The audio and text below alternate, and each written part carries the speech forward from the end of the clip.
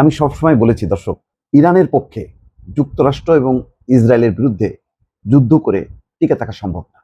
এবং যে সাঁড়াশি আক্রমণ যুক্তরাষ্ট্র এবং ইসরায়েল 40 দিন ধরে, তারপরে 13 দিন ধরে তারা যেই হামলা করেছে, যে কোনো দেশ ধ্বংস হয়ে যাবার কথা। কিন্তু ইরান টিকে আছে, শুধু টিকে নেই, হরমুজ প্রণালীতে তার নিয়ন্ত্রণও সে এখন প্রতিষ্ঠা করে ফেলছে।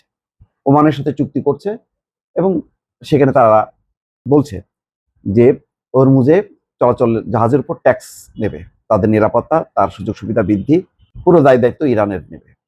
এবং এখন দেখেন আমেরিকা কিন্তু চুপ করে বসে আছে। তো এটা সম্ভব কিভাবে হয়েছে? সম্ভব হয়েছে এই কারণে, ইরানের ইসরায়েলের পিছনে যেমন যুক্তরাষ্ট্রের শক্তি, ইসরায়েল এবং যুক্তরাষ্ট্র যেমন প্রকাশ্যে হামলা করেছে, ইরানের সাথে অন্য কোনো বড় দেশ যুক্ত হয়নি সত্য, কিন্তু তারা জান প্রাণ দিয়ে কিন্তু ইরানকে সহায়তা করেছে। ইরানের সামরিক শক্তির যে অপূর্ণতা, যে অক্ষমতা, সেগুলো পূরণ করেছে চীন, সেই সাথে রাশিয়া। রাশিয়ার হয়তো নৈতিক সমর্থন ছিল, রাশিয়ার হয়তো বড় ধরনের কোনো যুদ্ধাস্ত্র ব্যবহার হয়নি, কিন্তু চীনেরটা পরিষ্কার, এবং এটা কিন্তু আমেরিকা জানে, জেনেও চুপ করে বসে আছে। এবং খেয়াল করবেন, কিছুদিন আগে ডোনাল্ড ট্রাম্প চীন সফর করেছে, মিষ্টি মিষ্টি কথা বলেছে। উদ্দেশ্য ছিল যে চীনকে একটু নিবৃত্ত করা।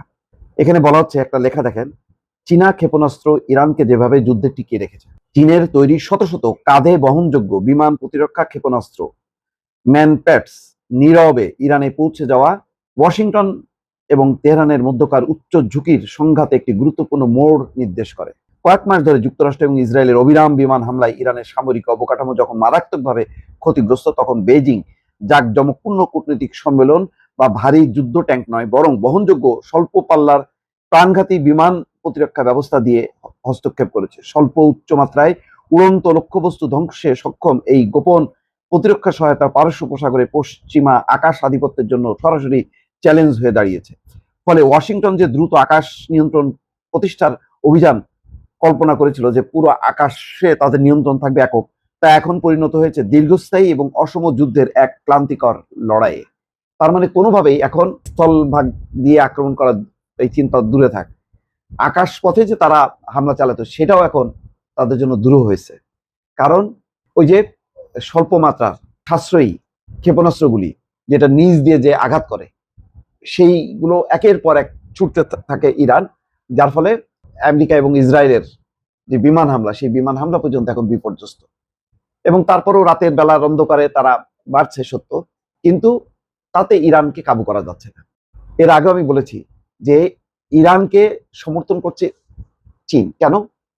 এশিয়ার একটা দেশে এসে আমেরিকা যুদ্ধে জয়লাভ করবে, ইরানকে যুদ্ধে পরাজিত করে সেখানে আধিপত্য স্থাপন করবে ইসরায়েল এবং আমেরিকা, এটা চীন কোনোভাবে হইতে দেবে না। কারণ এটা চীনের জন্য বড় বিপদ। ইরানে যদি ঘাঁটি গাড়তে পারে যুক্তরাষ্ট্র, তাহলে চীন একটা হুমকির মুখে পড়বে। চীন এটা কোনোভাবেই যুক্তরাষ্ট্রকে হইতে দেবে না। এখন চীন কি সরাসরি যুদ্ধে জড়াবে না?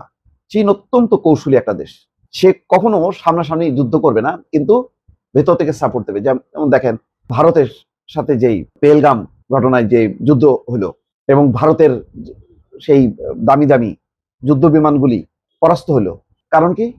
সেখানেও চীন চীন সাথে সাথে এমন সহায়তা করলো যে তাদের পুরো মানে বিমান চলাচলের যেই নেটওয়ার্কটা এলোমেলো হয়ে গেল এবং ধরা পড়লো ক্ষেপণাস্ত্রের আওতায়, এবং সেগুলি একের পর এক ধ্বংস হতে থাকলো।